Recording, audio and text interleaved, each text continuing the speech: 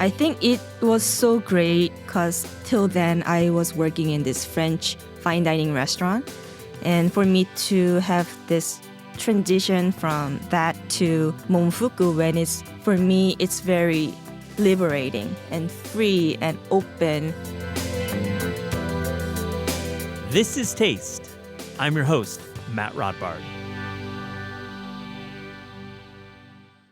Eunjo Park is one of my favorite chefs in New York City, and on this great episode, we talk about her time working at Momofuku Kāwi, as well as her life growing up outside Philadelphia and her mastery of kimbap. I love her cooking so much, and I hope you enjoy this conversation.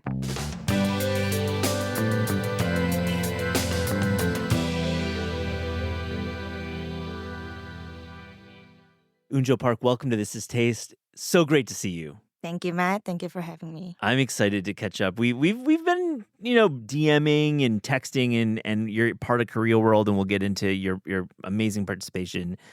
How the hell have you been?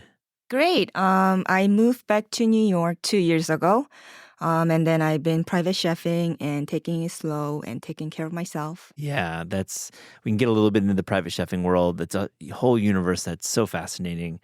They need to do a bear for private chefs.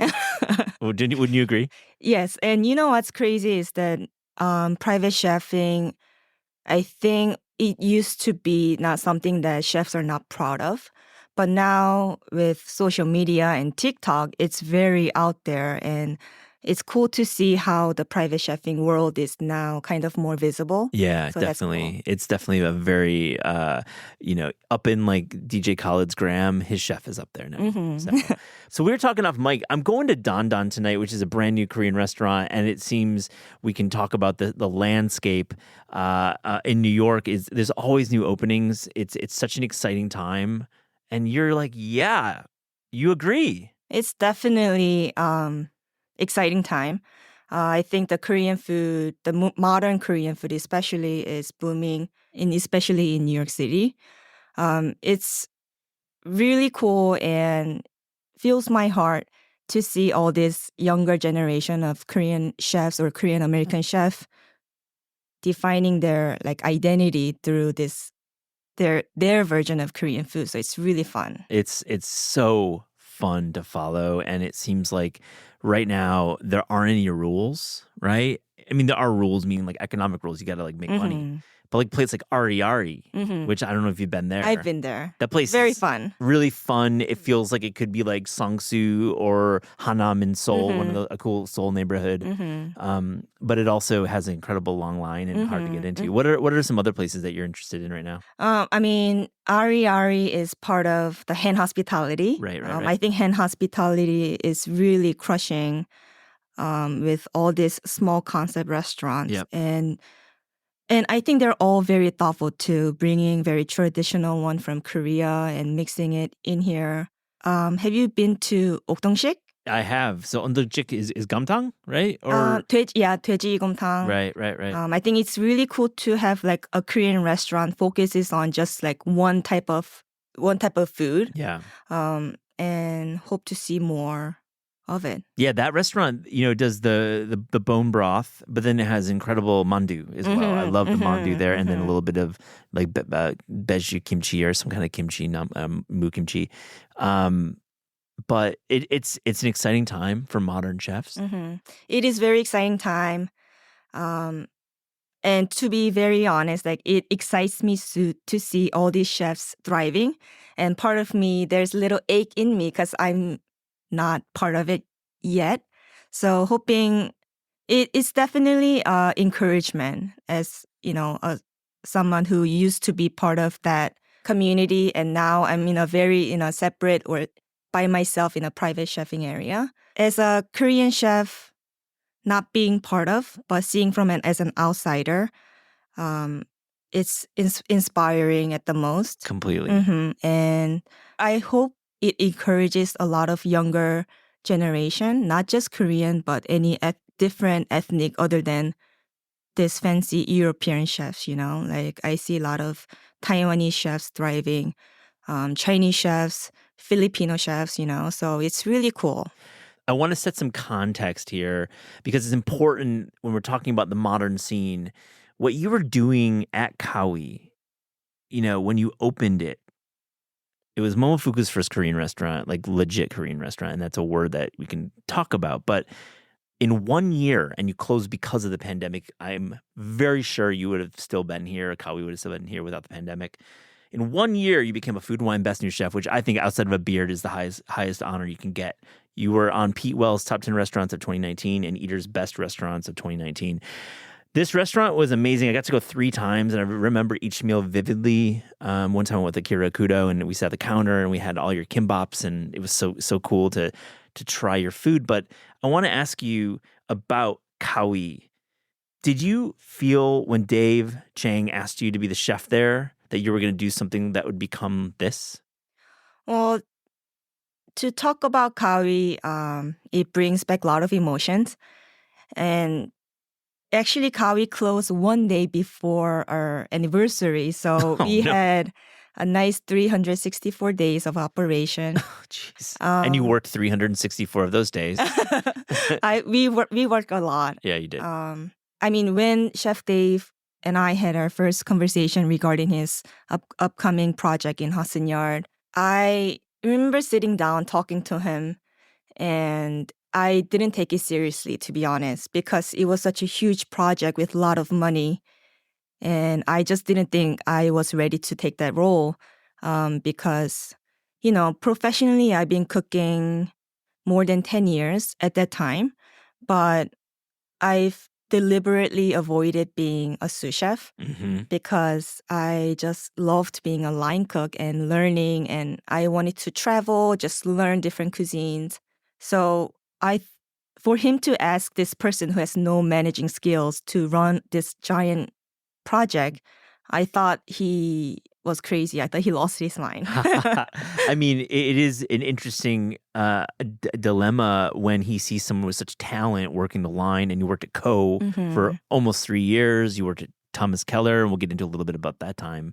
But for him to ask you to jump from the line to executive, wow. What did he see then? It must have been something.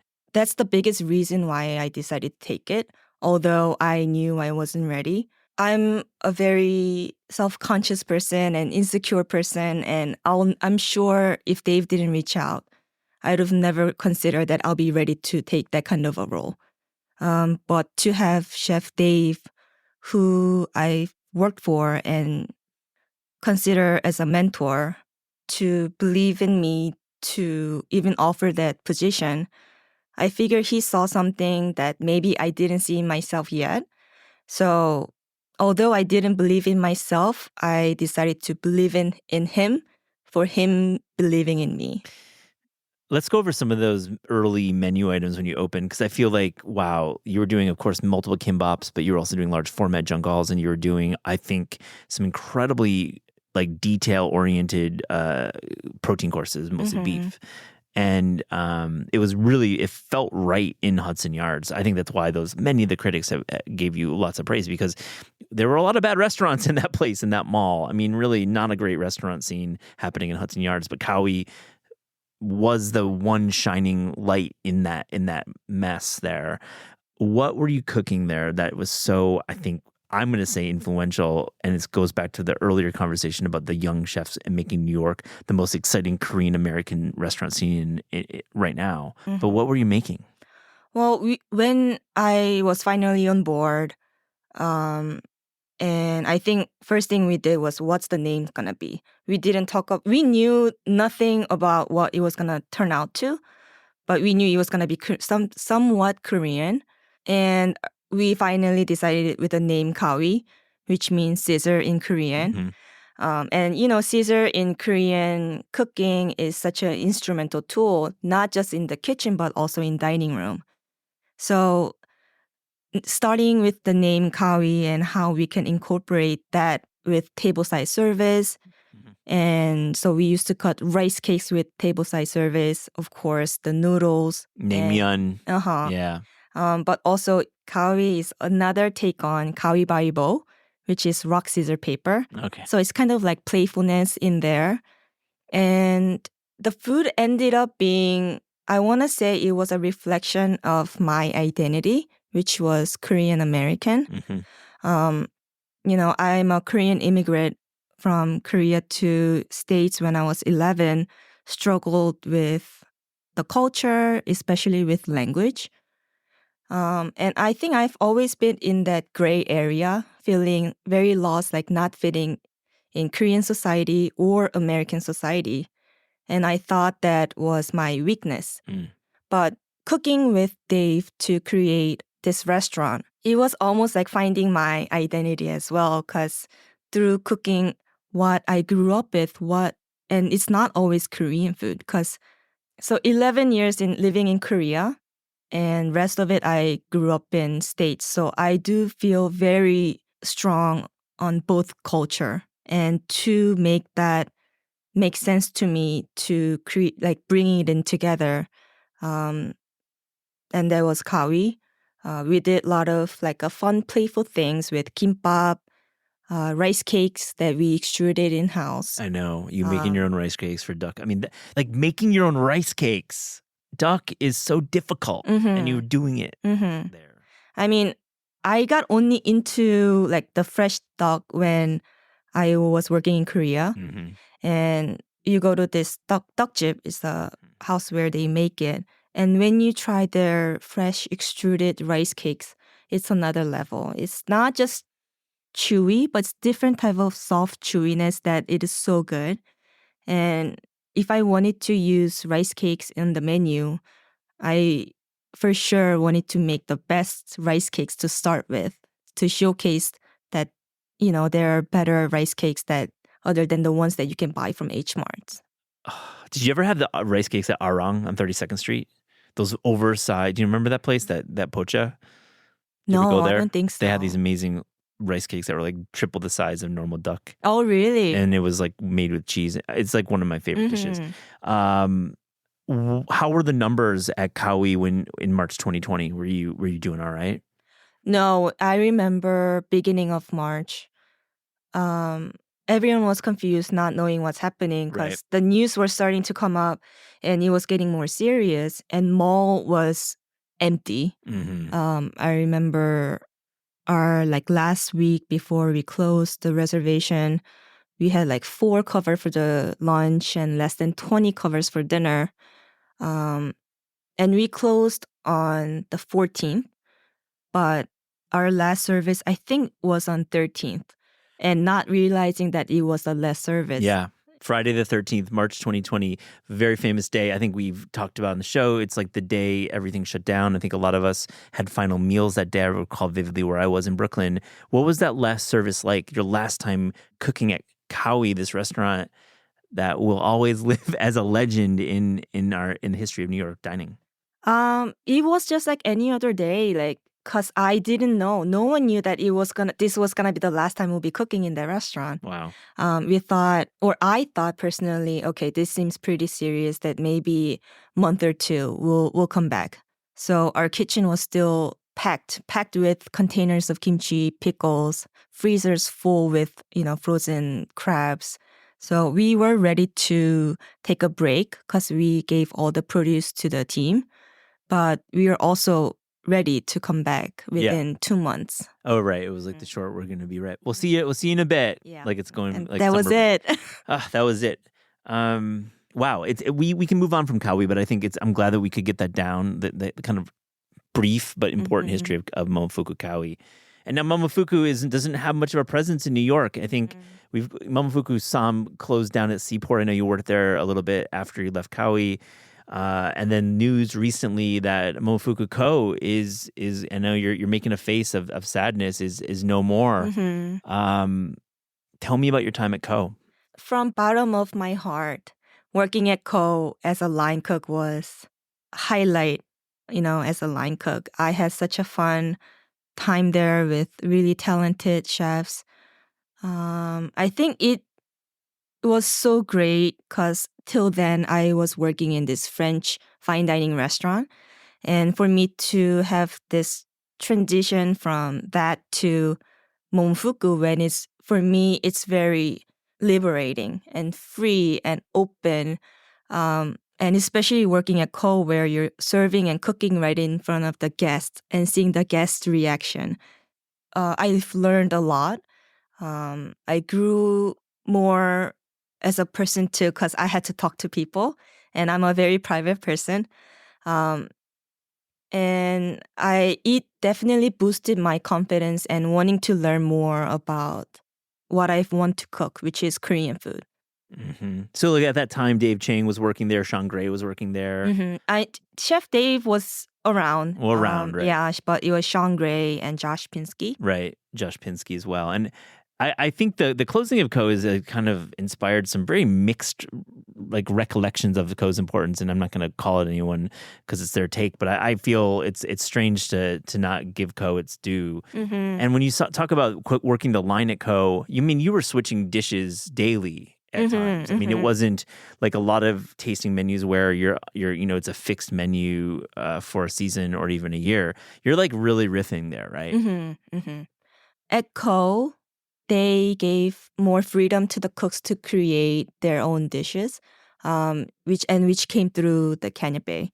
I remember lunch was longer. It was like 4 hours to eat, and the menu changed constantly through the market and what's good at the market. Yeah, I mean, the market driven is like a cliche at this point, but Ko doing a tasting menu with the expectations and the stars and the beards, it's very difficult to be that inspired and kind of improvisational for a tasting menu. That's why Ko is special.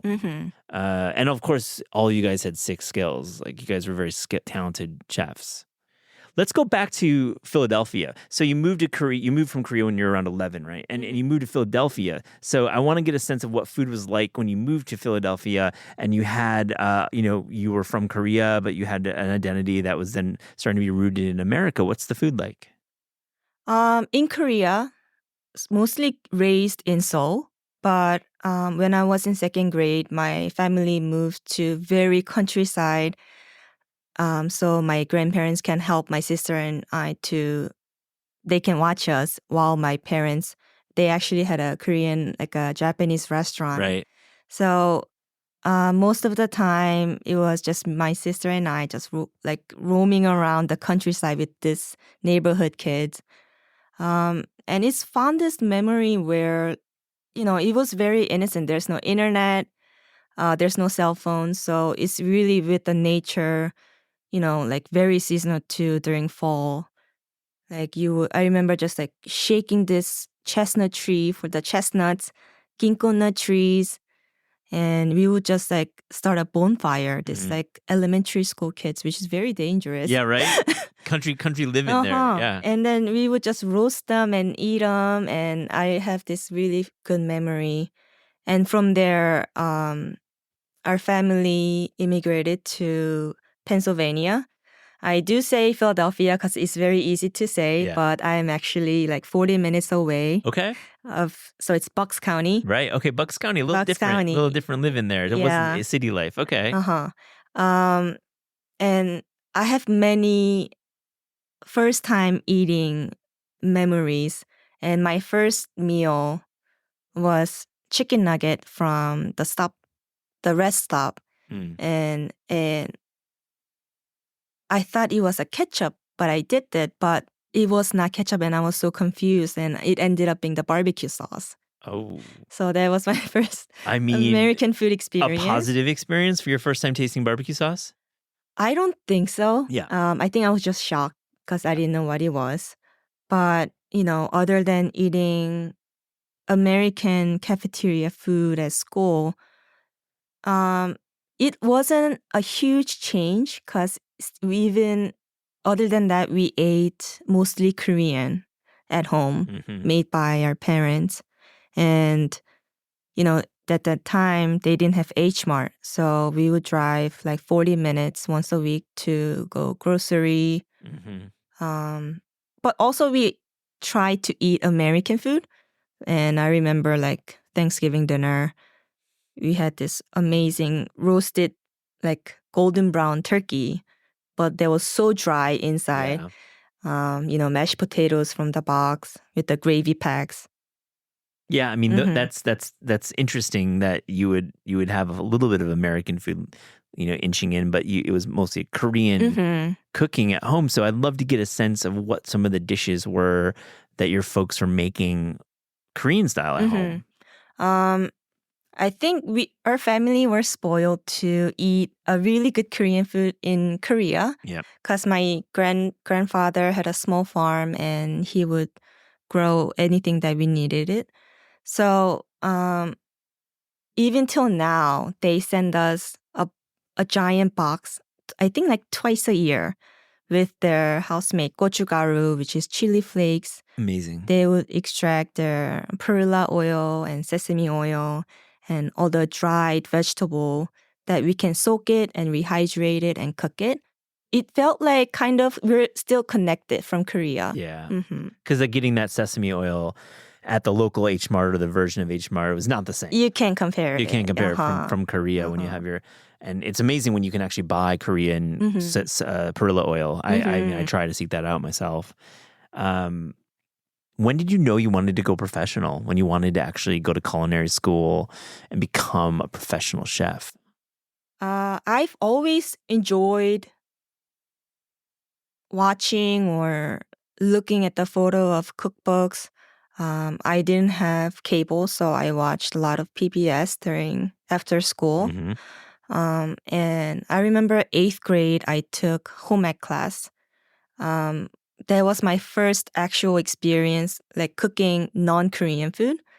And I remember making like shake and bake and apple dumpling. Apple dumpling, I remember so vividly because this fresh apple, you put some, like store-bought this pastry and you bake it and it's like this fragrant, it smells so good too.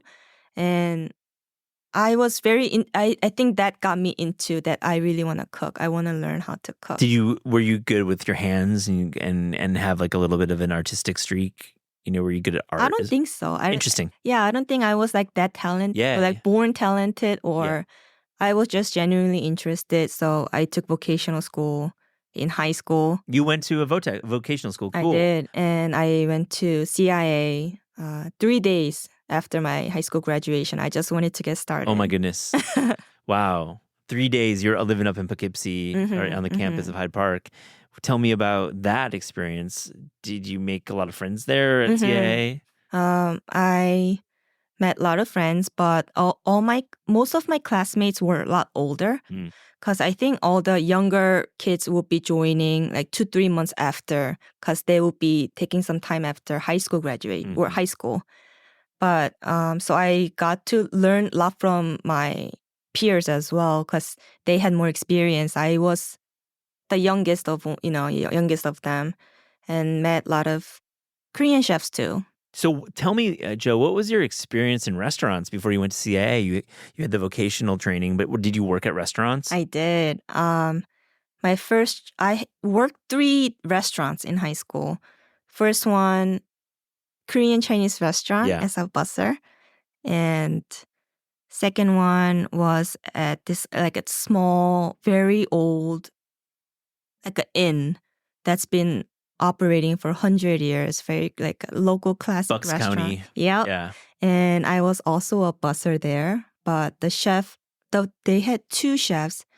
Both of them graduated from CIA, and they're the one that gave me the recommendation letter to go to CIA. Oh, cool. Good. So I would go there on my weekends to like a stage in the kitchen.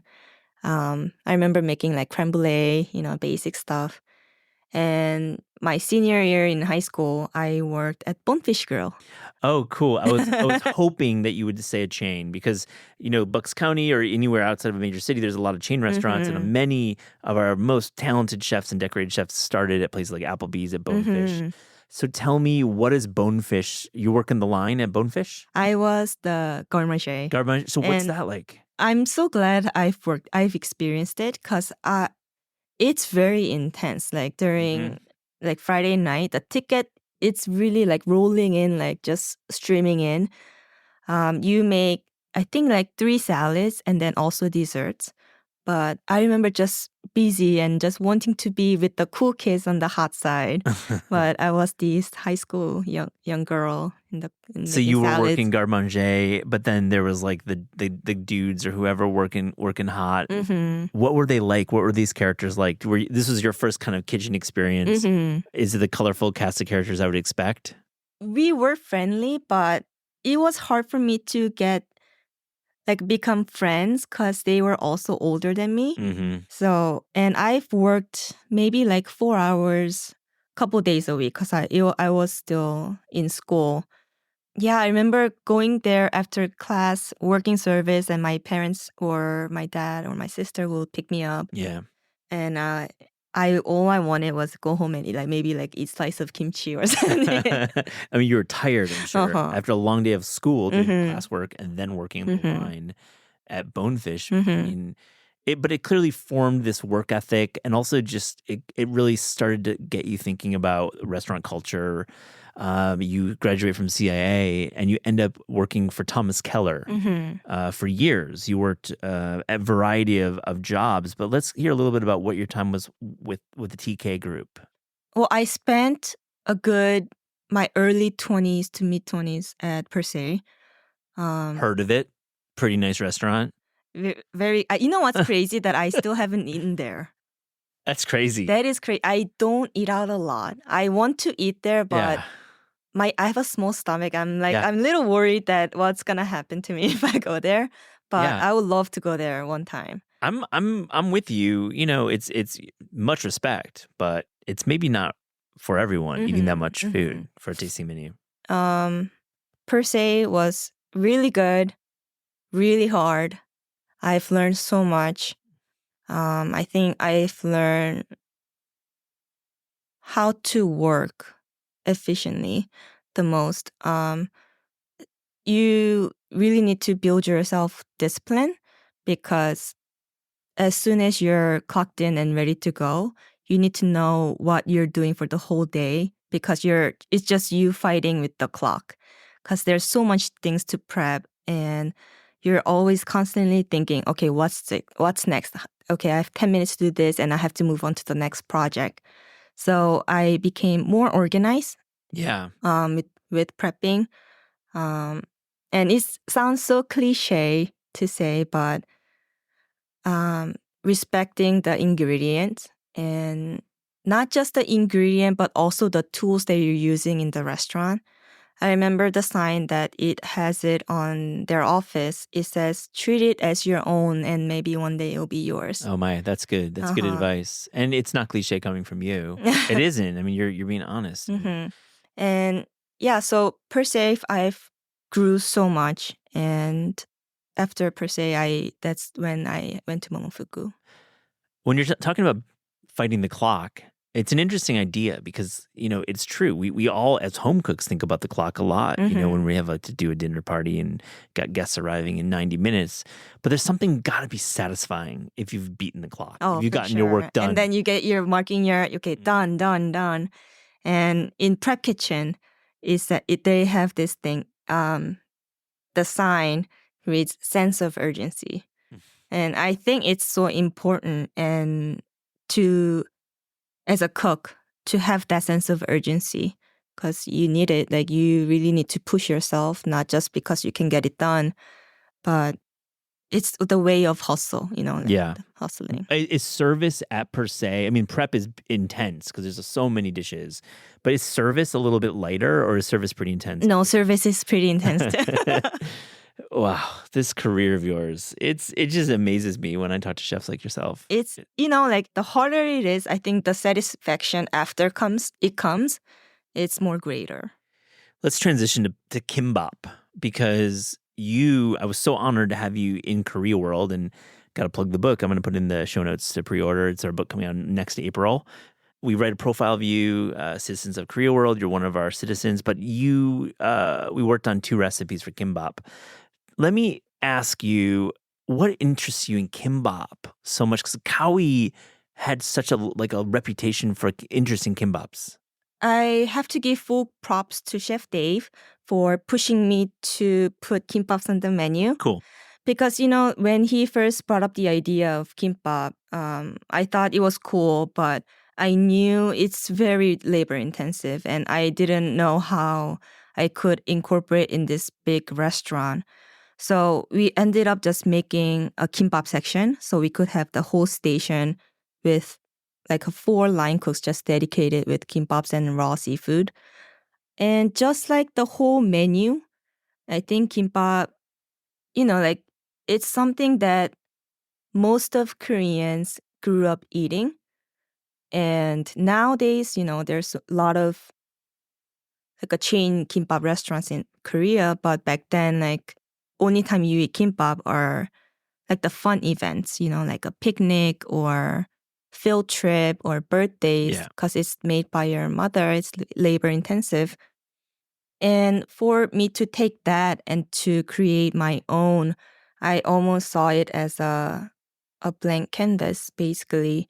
And what made sense to me, it's not traditionally Korean, but for me, it made sense to me. And in a way, with Kawi's food, it was me expressing myself through that. It's well said, and I think as Americans, we obviously have such a connection to Japanese maki rolls, right? We have such a we know that we get them at gas stations, So for a chef like yourself to say, well, there's a Korean version of a rice roll, but it's different. We're using a lot of pickled vegetables, you're using namu, seasoned vegetables. You're putting foie gras in some of them, which is really cool. The rice is slightly different than a traditional Japanese roll. Now, let me ask you, the question is, when diners would come in and have a kimbap of yours, were they like, whoa, this is totally different? Or were they like, wow, this is like a version of a Japanese rice roll? I think a lot of the guests didn't really know what kimbap was. I'm sure they thought, oh, it's like a sushi roll, And we made sure one of our goal was to eliminate any Japanese word on our menu. Yep. Because I think we're so used to using and it's so norm to use Japanese term like nori or kakigori, but there is same thing in Korea and Koreans might use it differently or in a different style. And I really wanted to make sure that we are putting our foot down as this is a Korean restaurant, not Japanese Respect restaurant. that. Thank you for doing that and saying that. Is there going to be a Joe Kimbap stand restaurant chain, the sweet green version of kimbap? There are so many things that, well, now that I'm a private chef, I do have more time. There's a lot of concept that I want to do. We'll see. I would love to. I do have some pop-ups coming up. Yeah, and like next week. Couple weeks? In end of November. Yeah, okay. End of November. I have one for this year. And I'm planning a couple starting next year. So we'll see. I definitely want to get back into the restaurant world. What's an Eunjo Park pop-up like? You know what? Like just because I don't have this one restaurant that I want to do, I thought it would be really fun to kind of do pop-ups in very different style of a restaurant and kind of work within that restaurant style, and I want to create my own kind of food with them. Not with them, but like... Well, with their like larder, with their pantry, with like what they're kind of known for, but obviously making it Korean. Yep. So what are you doing? This one, the menu I'm finalizing now, but it will be Korean for sure. Yeah. And there's gonna be kimbaps. Right now I'm working on barbecuing, which is really fun. I want to do a lot of like smoked meats as well. Kind of similar to Kāwi, but more personal, I would say. Very cool. I love that you bring up smoked meat. We have a smoked short rib in Korea World, inspired by Mongtan barbecue in Seoul. So hay smoked, which I think is really interesting, and I think it's been kind of like forgotten that you can actually smoke meat. And most Korean restaurants are just straight marinated grilled or just grilling unmarinated meats, but smoking why not? It's so good. It definitely adds that complexity And I think Chef Dave and Major Domo, they are doing a fantastic job. Yeah, I mean, LA, it's definitely a spot you got to check out. Last question. I want to get into the life of a private chef. Mm-hmm.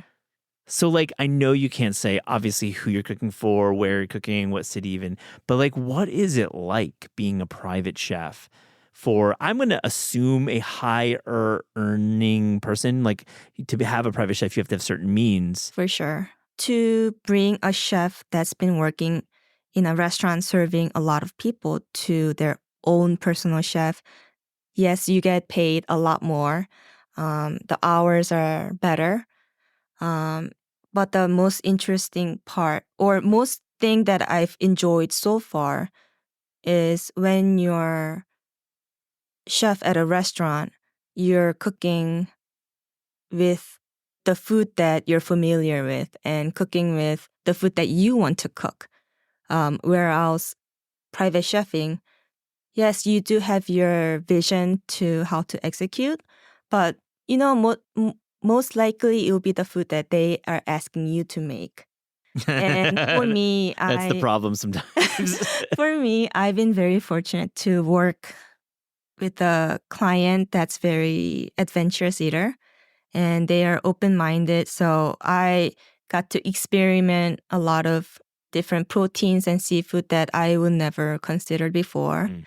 So that's really fun. Do you travel with the client? I've been to Hamptons, but I think when I first started with them, I wanted to be more based in New York City. So they do travel, but I don't travel with them. That's good. It's smart. You get to actually have time to actually go to cool restaurants and travel and have a life. Well, I want to hear more down the road about where you end up with this idea for a restaurant. Can we stay in touch? Can we have you back? Of course, I would love to. Thank you so much. Gotta do that. Gotta stay. You're one of our most talented chefs in New York. Oh, thank you. Oh, you're welcome. It's so true. And just talking about you with other peers and the industry food writers and other chefs, they all agree. They love you. You're such a talent. You're such a talent. On This Is Taste, we ask guests about their discerning taste. So to close this interview, here's a little rapid fire, fast and furious taste check. Are you ready? I'm ready. The best American breakfast food. Any classic diner food. I love diner. Bottomless coffee. But my go-to order is Western omelet. Western omelet with extra jalapeno and cheese, with hash browns and wheat toast. Joe, I'm going to say extra cheese for a Western omelet, such a key order. What do you think about like the hard, because usually Western omelet's like hard cooked. You like it then? Oh, yeah. I love the golden, the regular fried omelet. I'm all down. It's so cool that you're into that because I feel like most chefs are like, I want my eggs to be the Jacques Pepin omelet, the silky omelet. I mean, I do love the silky omelets with the truffle shapes, but you know, like geez, everyday hard fried omelets are very delicious too. The best Korean breakfast food. One of my favorite breakfasts when I was living in Korea is the street toast. It's a white toast toasted in margarine with shaved cabbage, little slice of ham, egg, and they always have this like sweet spicy sauce drizzled inside, and it's so delicious. It might be grape jelly. Oh, I heard something about kiwi too. Gilgari toast. Mm-hmm. I'm pronouncing it wrong, right? No, gilgari, you're good. Gilgari toast. We have a recipe in Korea. Oh, you do? Hyping up my book. Yeah, we have a little bit of strawberry jelly. Oh, that I've heard. But it's so good. I think it works really good. I make it for family meal when I was working in a restaurant. But when I'm hungover, I love sundae-guk. Sundae-guk is the blood sausage soup. Yep. Sundae-guk. Delicious. So good. The best dessert. See, this is very hard because I have the sweetest tooth and I love all dessert. But if I had to pick one, is donut count as dessert? Well, you know what? No, I feel it's not. It's a snack or a breakfast item. I'm sorry. How about the Korean donuts? The sweet, the sticky. Have you had the round? Not hotdog, something different. Yeah, sweet rice filled with a red bean, and it's deep fried and coated in sugar. Totally. It's kind of like the gwabegi, the twisted donut. Yeah, I get it. But That sounds like a great dessert. If donut doesn't count, I'm gonna say fresh fruit. I'm kidding, of course. Donut does count. It's a great call. Your favorite American fast food chain? If Waffle House was close to me, I would go there every day. See, this is where my love for diner comes. Joe, there's like a million diners that could use a better menu in New York's tri-state area. Mm-hmm. Like I could name 6 of them on the drive home. So in Jersey in particular, I'm just saying. I have 2 diners that I would love to check out in Jersey. Jersey diners are... Top's Diner? Oh, yeah, totally. I've never been, but I know that place. Uh-huh. Yep. And there's one more that I forgot. Yeah, Jersey is the place for diners. New York is not the place. Your favorite Korean fast food chain? Pinkberry. Yeah, absolutely. We still have one on 32nd Street here. Mm-hmm. It's truly the best. Have you been to Mother's Touch Fried Chicken? Oh, the one in Korea? Yeah. No, I haven't. But I've actually ordered a lot of this fried chicken. It's interesting. Like in Korea, a lot of chain restaurants, they serve fried chicken and pizza together, or pizza and sweet spaghetti together. That's not. Yes, I know that. I've tried that. That's not no bueno for me personally. But yeah, you see chicken and pizza together. Like Mother's Touch has the both of them. They're the deep dish pan. But I think the pizza's fine. But the chicken's good for fast food. Oh, Mom's Touch. I should check it It's out. good. It's good. Couple more. Ooh, this is a tough one. Your favorite Korean dish homemade category. It's really true. Anything my mom makes, I would say the namul she makes, the ones that my grandma sends. It's truly so good. So good. Mm-hmm. Your favorite Korean dish, restaurant dish? That's very easy for me. Naengmyeon. I love naengmyeon, and I think it's kind of a dish that you should just go out to eat in a proper really restaurant. Hard. It's so hard. So, question: bibimbap or munaengmyeon? I like both, but my go-to is 평양냉면. Oh yeah, right. The North Korean style. So it's very delicate and just delicious. Your favorite cookbook of all time? My mom has this cookbook. It's a Korean author. Her name is Chang. And I think the title is called like A Letter to My Daughter-in-Law. And it's like a very small brown book. It's so old that, they're all like falling apart. And there's not many photos, but it's a story. It's actually like basically a letter. And she's talking about, because I think she also lived in States or outside of Korea for a while. And she was homesick, and that's how she became this home cook, and eventually publishing a cookbook. And she wanted her daughter-in-law to have a book as here, this all my secrets. That's really sweet. Mm-hmm. I'd love to get a translation or just to talk to you more. I think her second book has English translation. That's amazing. I'd love to. I'm going to seek that out. Do you have a favorite recent cookbook discovery? I just purchased JP's The Korean Cookbook. Yeah. I think it's brilliant, and it's a very good cookbook for anyone to read and learn about Korean culture. Mm-hmm.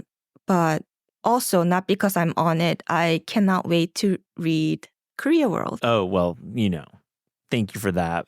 I mean, I got lucky to preview some of it, and I cannot wait. Yeah, you were so good. Really nice to write a blurb for it. And back to JP's book, I love that book too, from Fiden. It's very different from our book, and I think it's just such a encyclopedic almost look at Korean cooking, and especially from a professional point of view, it's really interesting to see how he views so many classic dishes. Very cool, very cool book. Your favorite vegetable? Garlic. Yeah.